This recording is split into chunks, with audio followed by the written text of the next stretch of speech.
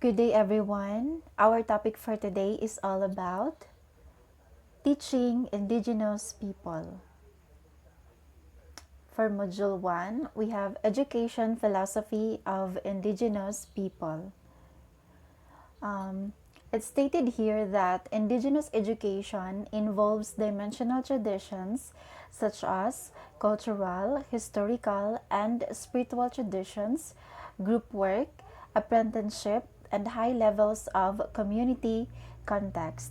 Indigenous education specifically focuses on teaching knowledge, models, methods, and content within formal or non-formal educational system.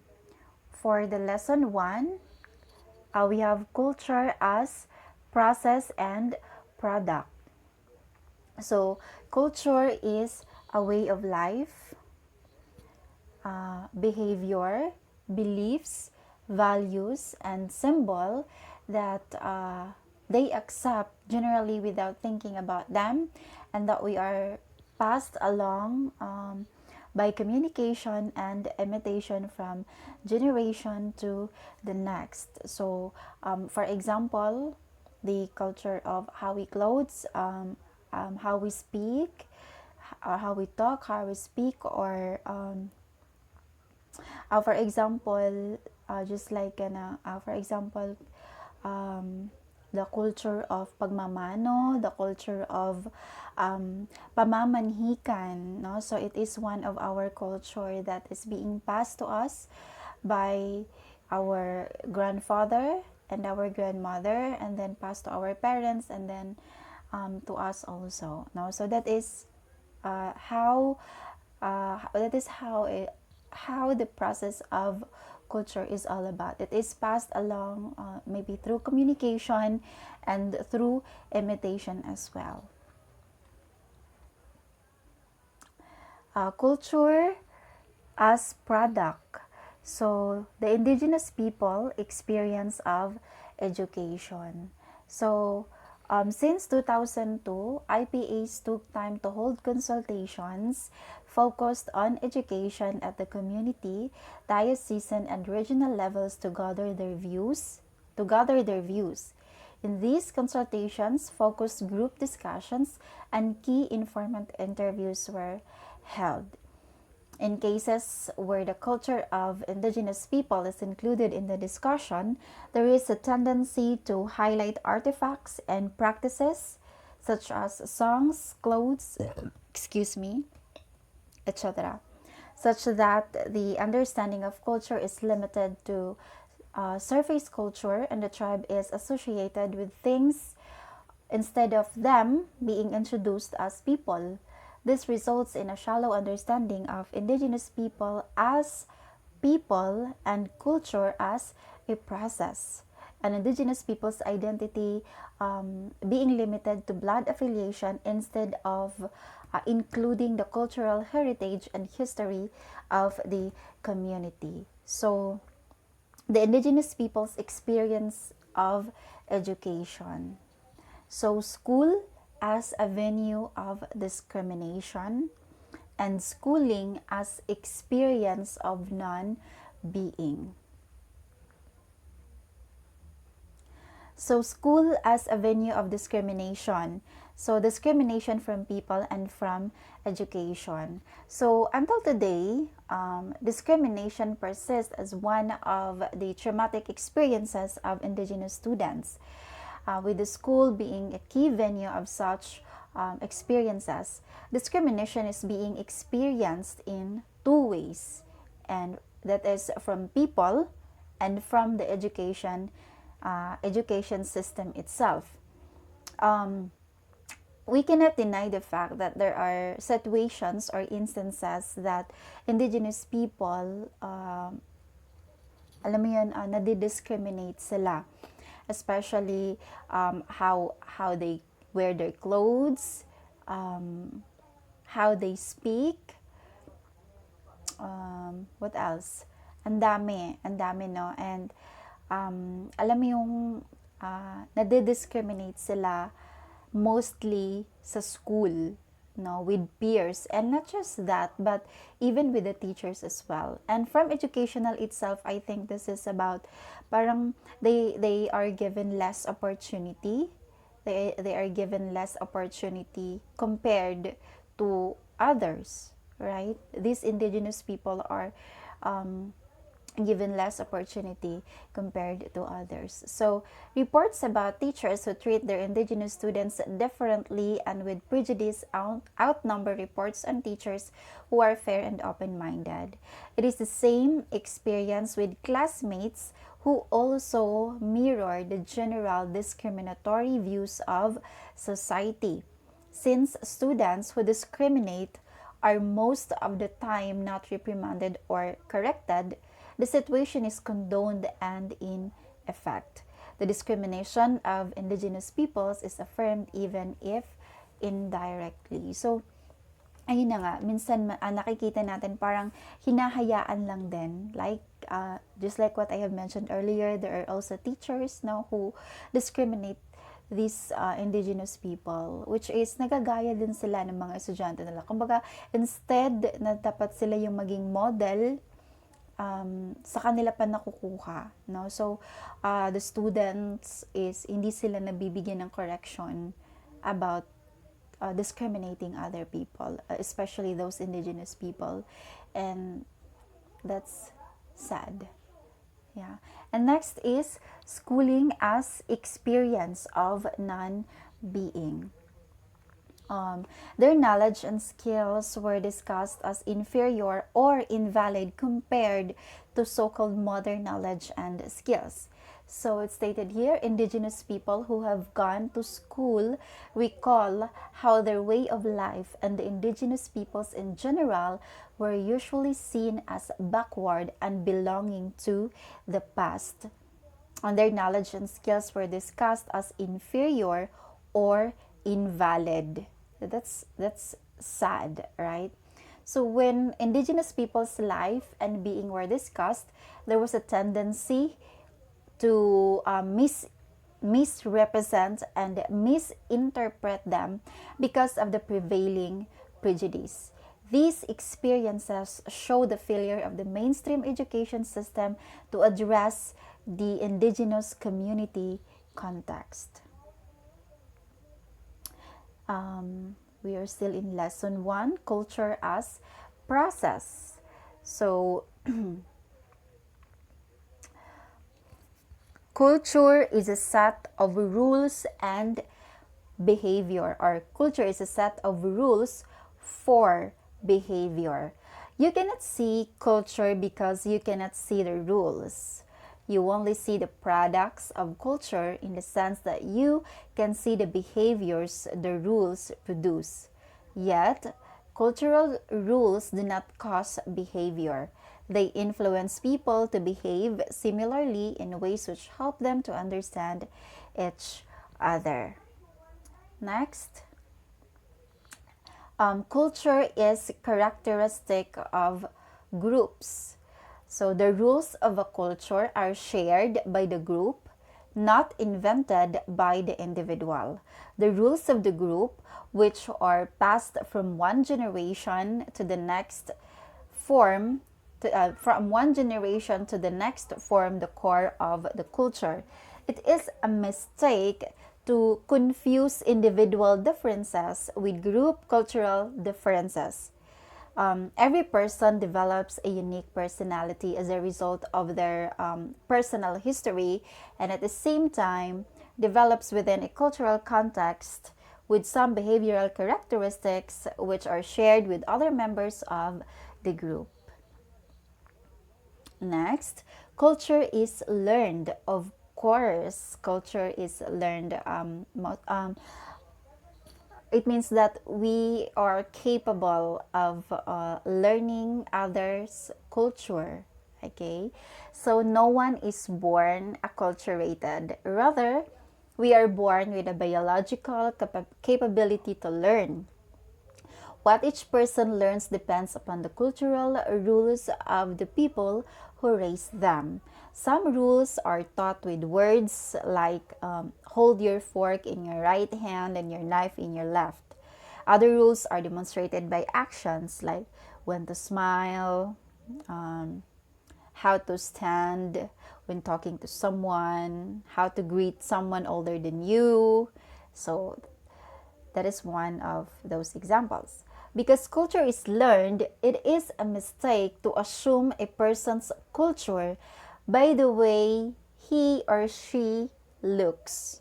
Okay, remember, it is a mistake to assume a person's culture by the way he or she looks. Someone can be racially black and culturally Irish.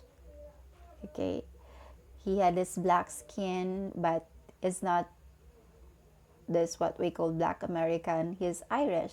So yeah. A person can also become bicultural or tricultural by learning the rules of culture other than his or her own primary group. So for example, I am a Filipino, and then I learned the rules of culture in African and Belgian and Mexican. So that is what we call tri-culture. No, you know different cultures from other country, not just your own culture, but you also know the rules of uh, other people's culture, which is really important also, especially when you are going to visit other countries. Of course, you need to know what are their cultures, diba? So that pagdating mo doon sa lugar, hindi ka maku-culture shock, diba? Yung tinatawag nilang culture shock kasi you never learned it in the first place. So, that is what we call culture is learned. So before you are going to enter another country, so you must learn their culture first, no, in order for you to parang hindi ka maku-culture shock, diba, pagdating mo in that specific place. So next is individual members of a culture are embedded to different degrees within their culture. Because culture is learned, it can be well learned by some people in the group and less well learned by others. As children are acculturated, they usually learn the core rules of their culture, yet they may not always learn every culture's rule equally well. Some families are more tradition oriented, some families are more tradition oriented than others are less. Further, even when families and individuals learn the cultural rules, they may not always behave according to what they have learned. Some people are conformist, others are non-conformist. It's stated here they may not always behave according to what they have learned.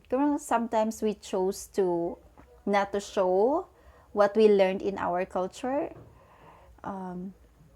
Like for example, the way we speak or the way we wear our clothes.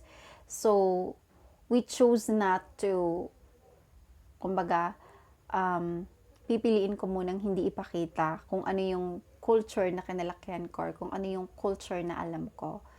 It's something like that. Okay, so let's proceed. Lesson 2, that's the end for lesson 1. And now let's go for lesson 2. Lesson 2, history, life story woven into the tribe's story, woven into the bigger story of nation and the world. And so, indigenous people are native people who lived in particular places in the Philippines. It is important to respect their territory, for they have historical and cultural ties with the land they live. It is also necessary to preserve their culture, for it is what our nation is known for, correct? The Philippines is not only rich in resources, but also in culture aspect. Yeah, it is correct talaga, no? Um, Actually, there are program in the government about these indigenous people. I think this one of that is for peace. And meron pang meron pang isa na yung mga namimigay sila ng livelihood program for them, no? And um it is really important, it is really important to respect them, to respect their territory, no? Kasi um, may mga historical and cultural ties sila sa kanilang tinitirahan. Diba? It is also necessary to preserve their culture, correct? For it is what our nation is known for. Kumbaga, dyan tayo sikat, no? Tayo mga Pilipino, we are not just only rich in resources, but we are also rich in cultural aspects, no? Sometimes lang tayong, it's so sad that sometimes we Filipinos, kumbaga, parang tayo din yung nanglalait sa kapwa natin, sa kanila, no, to those indigenous people. And the result is there are indigenous people who are not, who are not proud of where they are, where they came from. Kasi nga takot sila doon sa discrimination, na natatakot sila doon. Of course, 'di ba? Like for example, mansaka, 'di ba? We sometimes sinasabi natin na mura man kag mansaka. 'Di ba? Dili ko masuot ana, mura man ko anag mansaka. So, it's so sad to hear that, especially sa mga bata, no? Minsan nakakarinig ako ng ganyan. It's part of discrimination, no, sa mga indigenous people, which is not good, of course. Issues about discrimination against indigenous people are spreading throughout this generation. That's why it is really important to educate not just these children, but even to ourselves, no? We need to educate ourselves.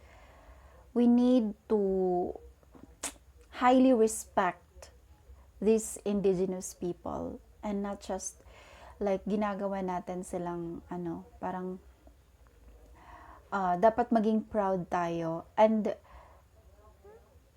through that we can also inspire them, or inspire other indigenous people to be proud in themselves also, na maging proud din sila sa mga sarili nila. Hindi yung ikakaya nila. Nahihiya sila sometimes. Not because they don't want to show it, but because they are afraid of discrimination. Which is, talaga siya. It spreads, no? Especially to this generation. And there are some situations also na parang nakakalimutan na sila. The lumad killings and claiming of ancestral are just one of the issues indigenous people in encountering right now. Yeah. No, minsan inaabuso yung land nila, yung tinitirhan nila, yung teritoryo nila, inaabuso natin. Or minsan there are some people who are so greedy, binibili nila yung land, tapos sa murang halaga, and then those indigenous people were also work na lang. And instead na sa kanila yung land, binili, tapos doon na sila magtatrabaho sa land na dapat sana sa kanila. Kasi nga parang, alam mo yun, yung tinatawag natin na binobola. Ganon. So, it must be stopped. No? It must be stopped. Let us respect them. Show highly respect to them. And, preserve their culture, their land, and respect them. Accept and respect them. So, if we continue to act like this, the population of the indigenous tribe will decrease. Totoo, no? Kung patuloy natin silang i-discriminate, patuloy silang mahihiya. And alam mo yung like patuloy silang walang kalaban-laban, something like that. It's so sad.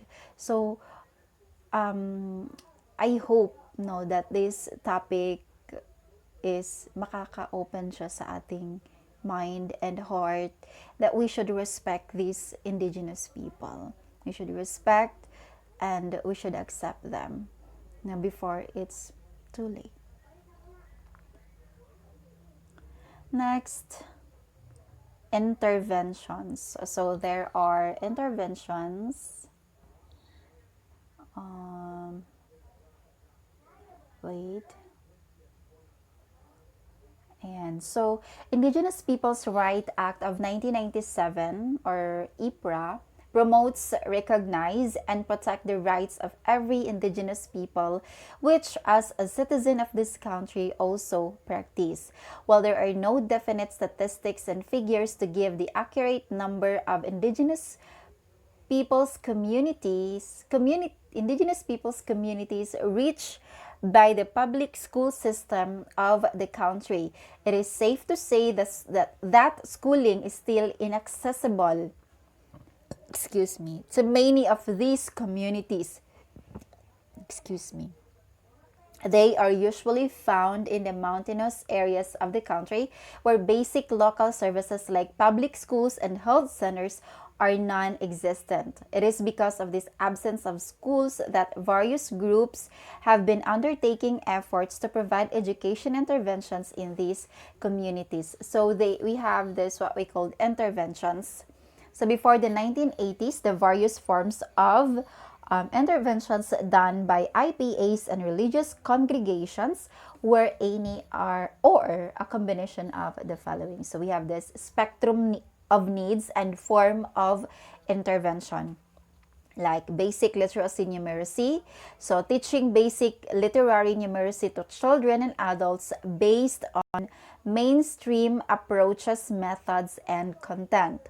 We also have this periodic trainings or livelihood, health, etc. Just like what I have mentioned earlier, diba? Like, I don't know what's the exact name of the program, but it is like 4Ps. I don't know if it is 4Ps, but it is like 4Ps. Provision of adult-based trainings based on mainstream approaches and content. Then we have this support to enter school. So we have provision of school supplies, scholarship, and tutorial. And then schools, provision of infrastructure, personal curriculum, evaluation tools, books, and school calendar based on mainstream education system. Okay. So this intervention introduced by the religious congregations or IPAs, especially during the first 7 decades of the 20th century, were based on its assessment of the situation of the communities.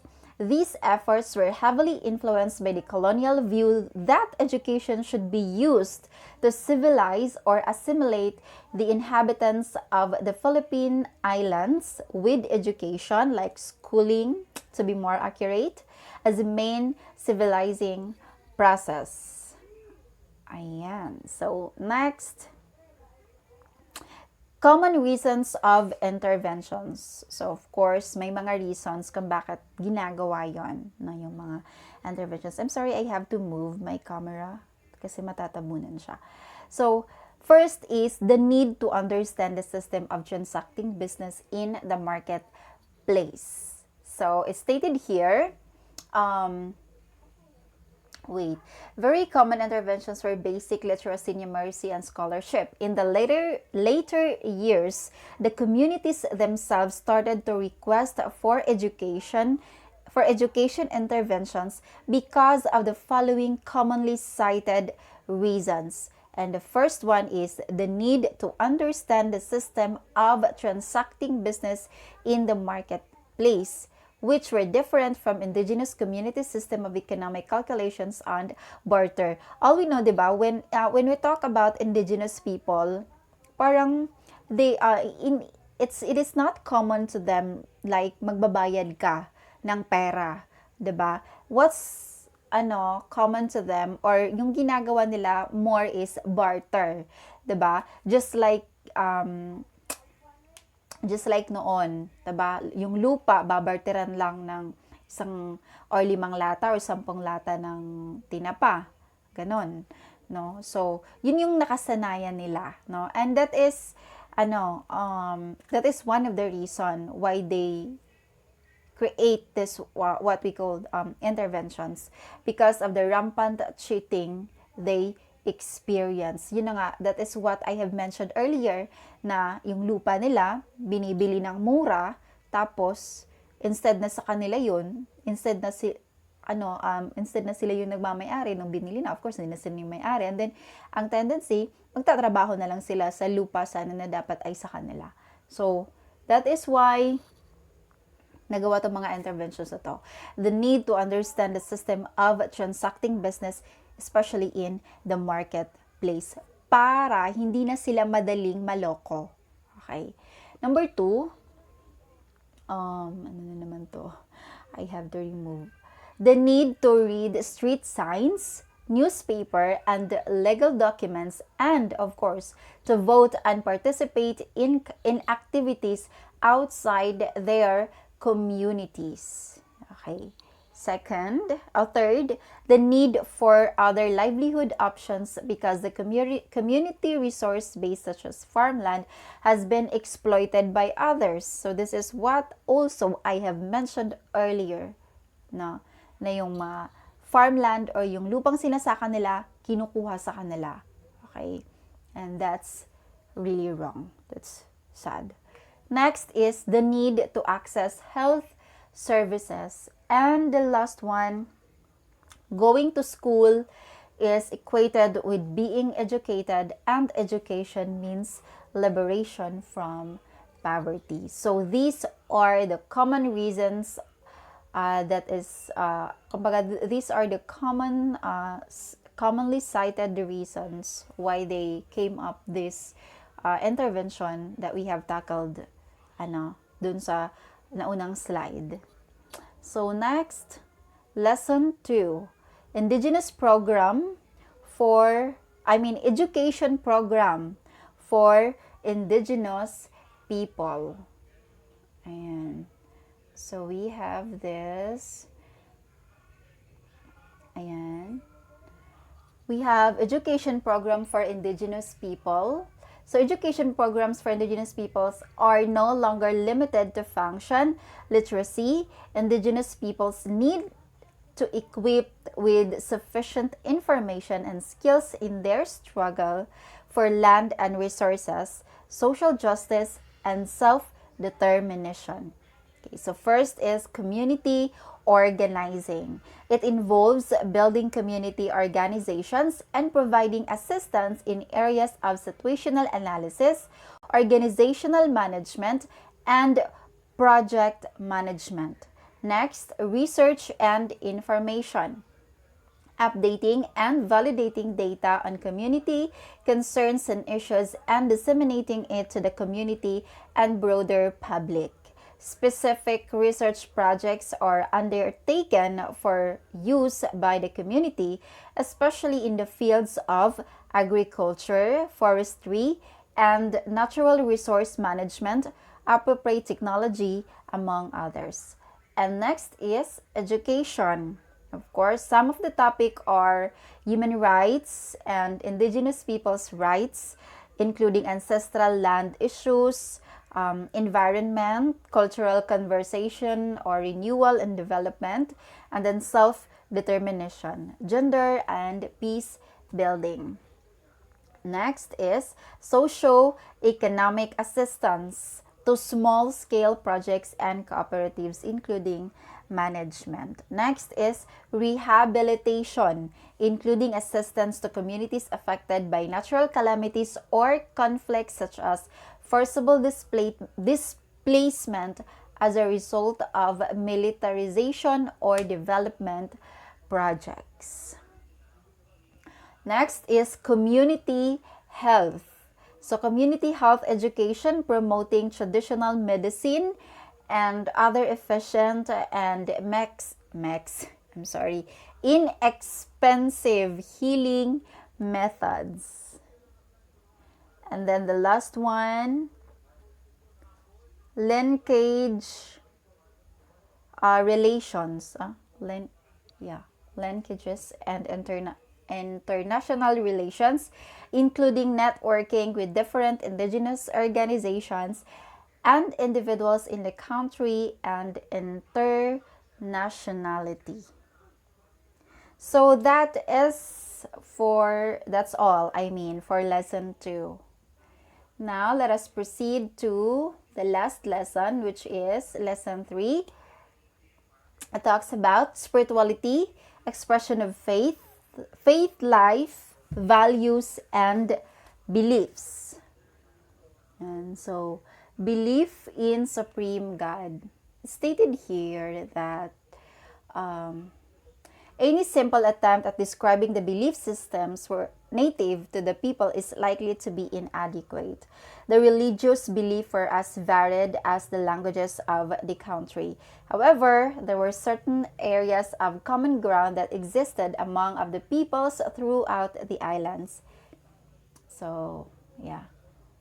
Ayan. So, we have this what we called, one of our belief is we believe in, or one of indigenous people's belief is they believe in Supreme God. Okay. While there's somewhat of a trend going on the ethnological circles claiming that widespread monotheistic beliefs found among many tribal peoples were due to the influence of diffusion or by forced interpretation by missionaries, the belief in Supreme God seems to be one of the most natural and simplest of beliefs. Indeed, very little evidence has been mustered in support of this theory, and it remains simple conjecture. In the Philippines, the record of the Spanish and the surviving indigenous traditions leave little doubt that the Filipinos had a belief in Supreme Creator God. The name of this God varied depending on what region is discussed. Among some of the names are Bathala, Diwata, Kabunian, Mansilatan, Makaptan, Laon, Lumawig, Mamarsuwa, Tuhan, etc. Yan. Next is, ayan. So, ito pala, nandito pala, nakasulat pala siya. The belief in Supreme God. Next is animism. So, animism, the ancient Filipinos believed that all objects had spirit or were inhabited by such. All objects. The ancient Filipinos believed that all objects had spirits. I think this is, hindi lang sa Filipino. Mostly nangyayari din to sa India. They also believe that all objects had spirits, if I am not mistaken. Number 2, afterlife. Yan.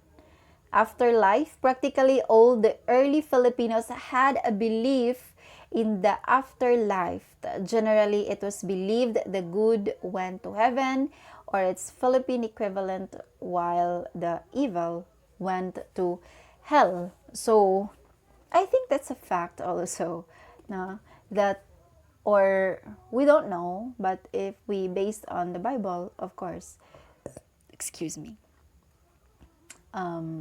if we read the Bible, lalaman natin saan talaga mapupunta yung good and saan mapupunta yung bad people. But, of course, I myself, I believe in afterlife. I believe afterlife, yeah. I believe that there is life after death. Next is cosmology. So, cosmology, many of the Philippine peoples viewed the cosmos as consisting of multiple heavens or universes, each without form or boundary. Ayan. So, cosmology. Like, often, in the interaction between heaven and earth, there is a ladder or bridge or sea that one uses to pass from one region to another. A common motif found throughout the Philippines is that of a mixed union between persons from both the sky world and earth, in which the child of the union is eventually divided, creating various heavenly phenomena. Hell in the Philippines went under a variety of names including Kasanaan. It was the abode of demons and those who had done evil on earth. Like heaven, it also was the destination of journeys in the native mythology. And so, when Christianity was being introduced into the islands, it was found that there were words in the language of the Filipinos capable of expressing all the higher spiritual phases and doctrines of the religions. And such systems like Bathala, Diwata, Kabunian were not seen as a supreme creator, but as the son of that God. Actually, ang dami nating belief na tayo mga Filipino. Isa tayo sumaniniwala na like superstitious, we have so many this superstitious belief. Dami. So next, education has become fearful of soulful things.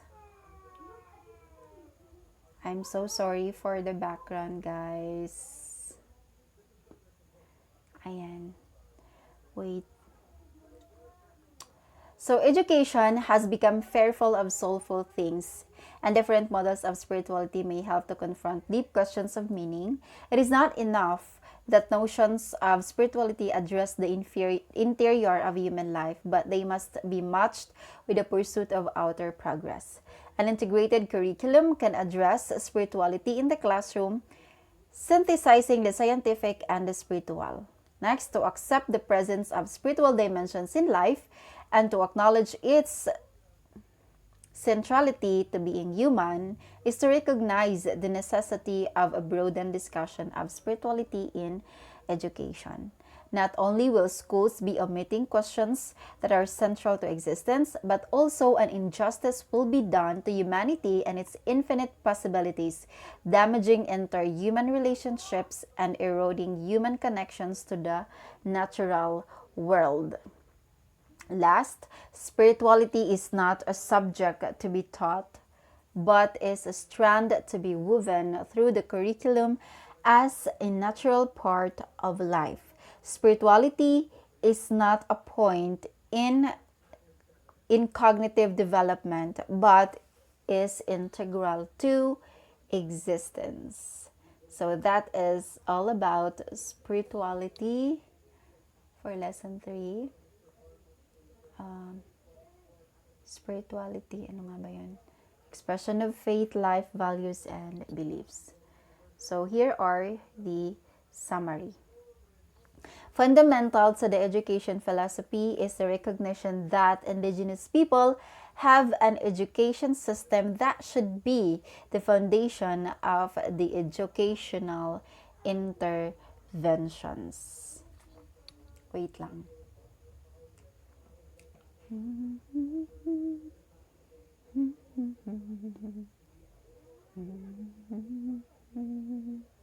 Ayan. So, where before the end goals of the effort were to instill mainstream competencies and learning processes and getting then assimilated in mainstream society, the end goals now are to nurture their sense of identity or indigenous personhood and instill competencies and learning processes both from their system and the mainstream to enable them to assert their rights and self-determination. To reach these goals, Indigenous people's education should be founded on the following, and these are culture as process and product, history, life stories woven into the tribe story, woven into the bigger story of nation and the world, and then spirituality, expression of faith, life, values, and beliefs. Indigenous ways of knowing, learning, and thinking should be an integral part of Indigenous education, like integrative and associative thinking, ancestral domain, dreams, and ancestors as teachers, learning by doing and experiencing, and harnessing inner senses, practicing multiple forms of storing and expressing knowledge, integrating Indigenous people's psychology, recognizing morality or their oral dynamic of storing and passing on knowledge and wisdom, recognizing and giving space for the initiative ways of expressing knowledge, like weaving for math and crafts for the sciences. In summary, indigenous culture, history, heritage, and spirituality are the foundation on which an integrated sense of self and identity is built. Mainstream educational competencies, learning processes, and worldview are learned to enable the indigenous people to engage the contemporary times. And that's it for our discussion. Thank you so much, guys, for watching this video. I hope that your minds and hearts are opened about these indigenous people. Most of all, we need to respect them. Respect, accept, and most of all, love. Love them. Do not discriminate them. Love them. Like, if you are having a child now, teach him or her to love and respect those indigenous people. And kung dumating sa situation mo or sa buhay mo na you discriminate also these indigenous people, then try to meditate. Try to meditate and ask forgiveness, and then learn to love and accept this indigenous people. They deserved it. They deserved it. We all deserve respect. We all deserve to be loved. And thank you so much for watching. And this is Jumaima Alibangbang from BSED English for a signing off. Bye-bye!